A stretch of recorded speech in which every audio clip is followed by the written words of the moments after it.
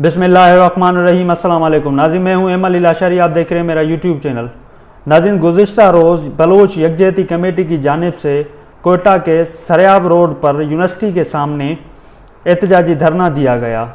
बादअज़ां इस धरने को मुंतशिर करने के लिए पुलिस की जानिब से फायरिंग की गई और वाटर कैनन का इस्तेमाल किया गया मुज़ाहिरीन को मुंतशिर करने के लिए। अब नाज़रीन, इस पुलिस ने जो फायरिंग की है इसमें इतला तब तक जो मौसूल हो रही है, मुबैना तौर पर पुलिस ने अंधाधुंध जो फायरिंग की है उसमें अब तक तीन अफराद के मारे जाने की इतलात आ रही हैं और दर्जनों अफराद के ज़ख्मी होने की इतलात मौसूल हो रही हैं। जिसके बाद बलोच यकजहती कमेटी के जो रहनुमा थे उन्होंने लाशों को कोयटा में लाशों को रखकर जो है ना एहतजाज की काल दे दिए, तीनों लाशों को रखकर। तो नाज़रीन, अब इस ज़म्न में एमनेस्टी इंटरनेशनल का एक पोस्ट आती है इस बलूचिस्तान कोयटा के वाक़े के बाद। अब इस वक्त एमनेस्टी इंटरनेशनल की ये पोस्ट आना बहुत ही अहमियत की हामिल है। इस वक्त ये जो पोस्ट आई है एमनेस्टी इंटरनेशनल की, अब वो एमनेस्टी इंटरनेशनल ने जो अपने एक्स अकाउंट से पोस्ट की है वो उन्होंने तो इंग्लिश में ज़ाहिर सी बातें की है, मैं वो आपको उर्दू में पढ़ के सुनाता हूँ। उन्होंने कहा है कि पाकिस्तान बलूचिस्तान भर में गैर कानूनी हिरासतों का सिलसिला पाकिस्तान की इंसानी हुकूक की जिम्मेदारियों की खिलाफ वर्जी करते हुए बलोच कारकुन और मुंतशिर अफराद को निशाना बनाने के परेशान कुन अंदाज का हिस्सा है। गुज़िश्ता रोज़ बलोच यकजहती कमेटी के मरकज़ी ऑर्गेनाइज़र बीबरक बलोच और उनके भाई हमल बलोच को काउंटर टेररिज्म डिपार्टमेंट के एहलकारों ने कोयटा में उनके घर से हिरासत में ले लिया। इसी रोज़ बोलान मेडिकल कॉलेज के वाइस प्रिंसिपल इलियास बलोच को कॉलेज के गर्ल्स हॉस्टल पर छापे की मज़ामत करने पर हिरासत में लिया गया। मजीद ये कि जबरी तौर पर लापता होने वाले ख़ानदान के 5 अफराद, जिनमें 2 ख़वातीन सईदा बलोच और नाजिया बलोच शामिल हैं, को 19 मार्च से हिरासत में लिया गया। अपने प्यारों की गुमशुदगी पर जवाब मांगने वालों के खिलाफ बेरहमाना जबरी तौर पर लापता किए गए ख़ानदानों के दुखों के लिए हकाम की ज़ालिमाना गफलत को ज़ाहिर करता है। एमनेस्टी इंटरनेशनल ने बलूचिस्तान के हकाम से मुतालबा किया है कि वो गैर कानूनी हिरासतों से बाज रहें और इन तमाम अफराद को फौरी तौर पर रिहा करें जिन्हें सिर्फ़ और सिर्फ अपने इंसानी हुकूक के इस्तेमाल के लिए हिरासत में लिया गया है। अब नाज़रीन, यहाँ जो सबसे अहम बात है ना जो मैं अभी आपसे शेयर करने जा रहा हूँ, ये तो एमनेस्टी इंटरनेशनल की एक पोस्ट थी जो मैंने आपके साथ शेयर की। अब एमनेस्टी इंटरनेशनल की इस पोस्ट को ज़ल्म खलीलजाद जो अफ़गानिस्तान के लिए यूएस के खुसूसी एलची रह चुके हैं, उन्होंने इस पोस्ट को जो है शेयर किया है या रीपोस्ट किया है अपनी ट्विटर हैंडल पे पर। तो इन्होंने रीपोस्ट करते हुए ये जो लिखा है, पाकिस्तान में इंसानी हुकूक के बड़े पैमाने पर खिलाफ वर्जी बंद होनी चाहिए, इमरान खान को रिहा किया जाए, पाकिस्तानी बेहतर के मुस्तहिक हैं। अब ये लिखा है ज़ल्म खलीलजाद जो खुसूसी एलची हैं यूएस के, अफ़गानिस्तान के खुसूसी एलची थे।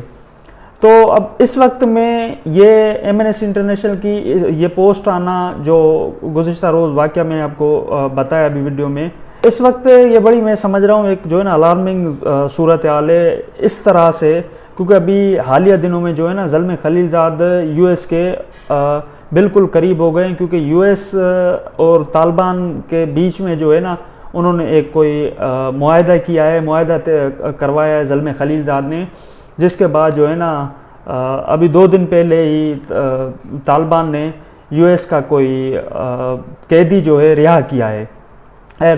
तो अब यहाँ ये जो मामला थे ना, ये मामला जो है ना बड़े हुकूमत के हक में तो नहीं थे, लेकिन हुकूमत के जो है ना ज़्यादा से ज़्यादा खिलाफ होते जा रहे हैं ज़ल्म खलीलजाद ने जैसा। खैर, अब इससे आगे नाज़रीन ये इन्होंने एक पोस्ट की है, उसके बाद फिर ये दूसरी पोस्ट की है एमनेस्टी इंटरनेशनल ने। अब एमनेस्टी इंटरनेशनल एक पोस्ट करने के बाद 4 घंटों बाद फिर दूसरी पोस्ट करता है। अब दूसरी पोस्ट में ये लिखते हैं कि पाकिस्तान कोयटा में आज पुरअमन बलोच मुजाहिरीन के खिलाफ सिक्योरिटी फोर्सेस की जानिब से गोला बारूद से फायरिंग के नतीजे में कम अज़ कम 3 अफराद की हलाकत और तकरीबन दर्जन के करीब ज़ख्मी होने की तशवीशनाक खबरें पाकिस्तानी हकाम की इंसानी जानों के लिए सरासर बेतवज्जी का एक चौंका देने वाला इल्ज़ाम है। एहतजाज के हक़ के सरी खिलाफ वर्जी करते हुए हकाम ने गैर मुसल्लह मुजाहिरीन के खिलाफ मौलिक हथियारों का गैर कानूनी इस्तेमाल करने से पहले बड़े पैमाने पर गिरफ्तारियां की और आंसू गैस की शेलिंग की।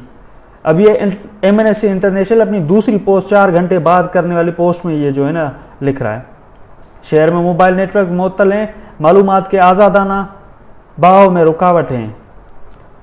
एमएनएससी इंटरनेशनल ने पाकिस्तानी हकाम पर जोर दिया है कि वो पुरअमन मुजाहिरीन के खिलाफ लापरवाह क्रैकडाउन को फौरी तौर पर बंद करें और पाकिस्तान की बैनुल-अक़वामी इंसानी हुकूक की जिम्मेदारियों के मुताबिक पुरअमन इज्तिमा और इज़हार राय की आज़ादी की ज़मानत दें। ये ज़मानत देंगे पुरअमन इज्तिमा की और इंसानी हुकूक की, जिन्होंने 26 नवंबर को इस्लामाबाद में एक मैस्कर कर दिया, कत्लेआम कर दिया, दर्जनों की तादाद में लोग शहीद कर दिए। ये इंसानी हुकूक की तो जितनी इन्होंने खिलाफ वर्जियाँ की हैं, जितनी इन्होंने पामालियाँ की हैं, तो ये बलूचिस्तान, ये तो इनके लिए कोई छोटी सी बात है, ये तो इनके लिए कोई मसला नहीं है 3 अफराद को मार देना या 10 को मार देना।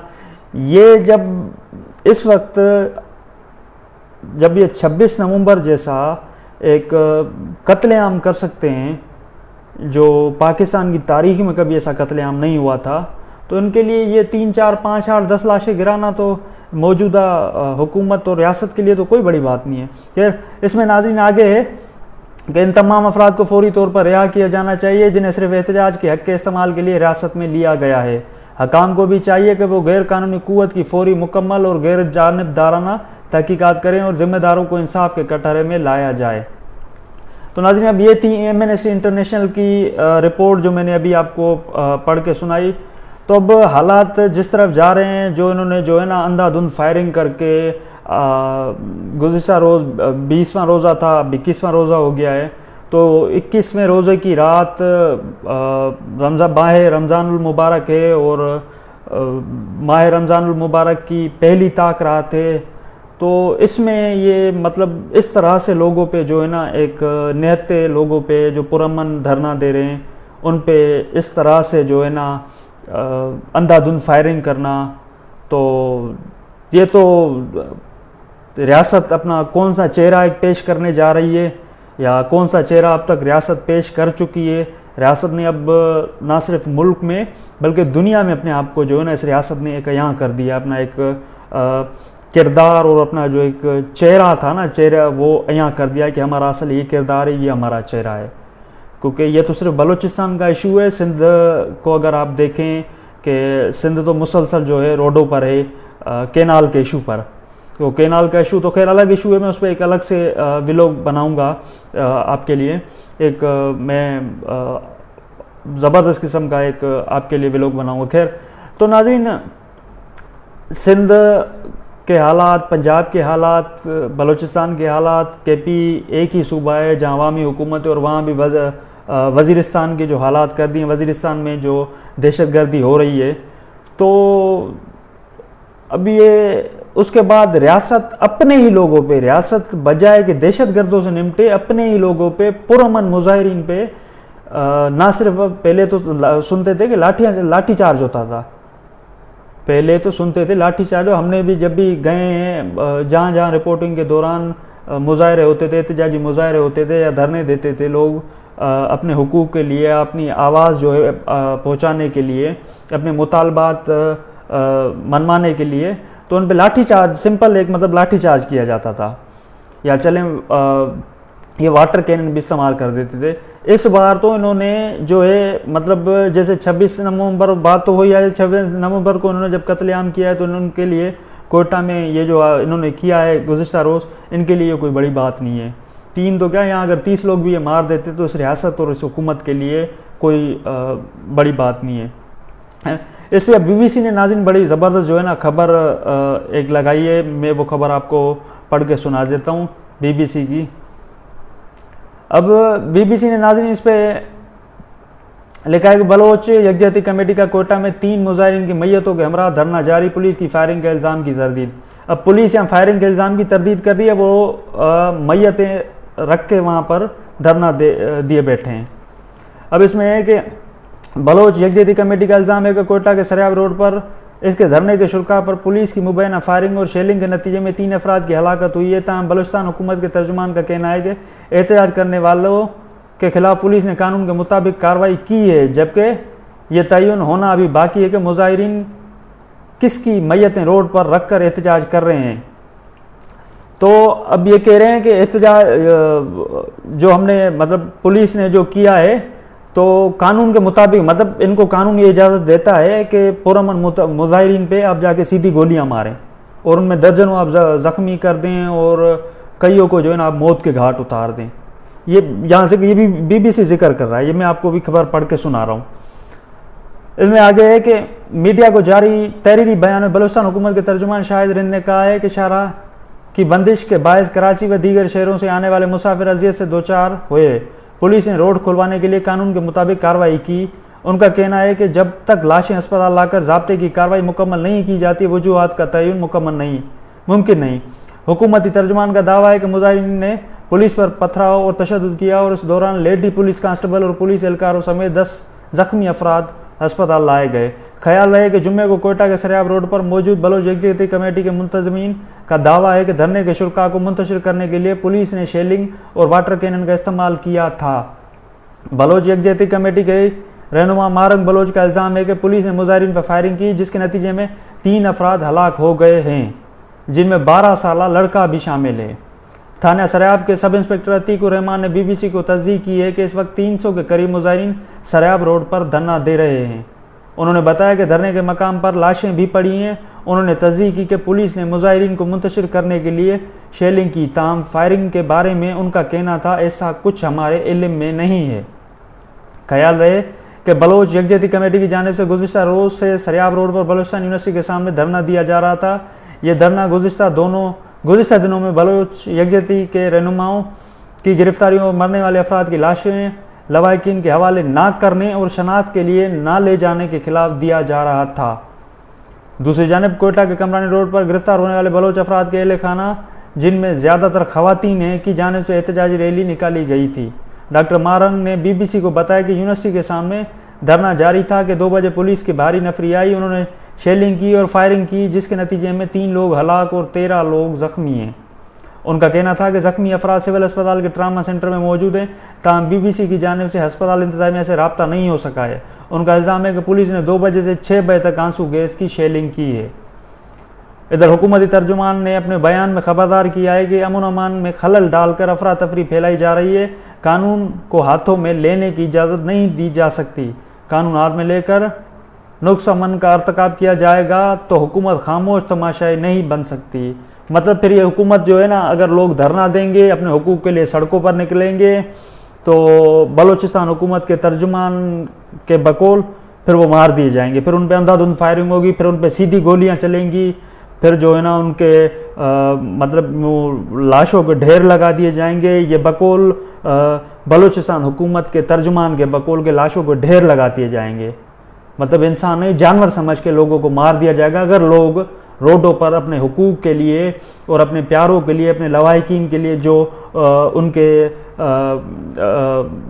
मिसिंग पर्सनस हैं या जो भी उनके मुतालबात हैं या जो भी अपने मुतालबात के हुकूक के लिए वो रोडों पर निकलेंगे, तो उनको जो है ना अंधाधुंध फायरिंग करके और मार दिया जाएगा। ये बलूचिस्तान हुकूमत के तर्जुमान का कहना है। अब वो वाज़े BBC खबर छाप रही है। BBC की खबर मैंने अभी आपको जो है ना कोट की है, पढ़ के सुनाई है BBC की खबर। BBC तो ये रियासत को किस तरफ लेकर जा रहे हैं, ये रियासत किस तरफ चली गई है, आने वाले दिनों में इस रियासत का ये क्या हाल कर देंगे।